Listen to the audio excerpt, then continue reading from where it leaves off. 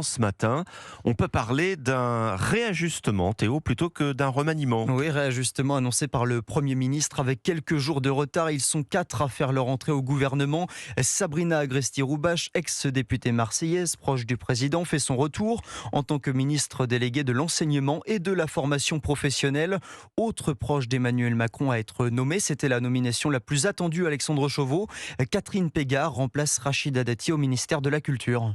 À 71 ans, Catherine Pégard passe de l'ombre à la lumière. Cette ancienne journaliste politique, passée par le quotidien de Paris, puis le magazine Le Point, devient conseillère de Nicolas Sarkozy à l'Élysée en 2007, puis dirige pendant 12 ans le château de Versailles, jusqu'en 2024, date à laquelle elle devient conseillère culture d'Emmanuel Macron. Comme présidente de Versailles, elle multiplie les opérations de mécénat pour entretenir le château, à la faveur d'un carnet d'adresses particulièrement fourni. C'est aussi là qu'elle noue une relation privilégiée avec le chef de l'État et son épouse. Catherine Pégard devient donc la troisième locataire de la rue de Valois depuis le second quinquennat d'Emmanuel Macron.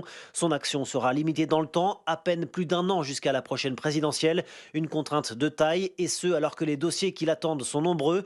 La gestion du Louvre, dont l'image est largement écornée depuis le vol des bijoux de la couronne en octobre dernier, mais aussi le financement global des musées et monuments amené à diminuer, ou encore l'épineux dossier de la réforme de l'audiovisuel public. Alexandre Chauveau du service politique d'Europe 1.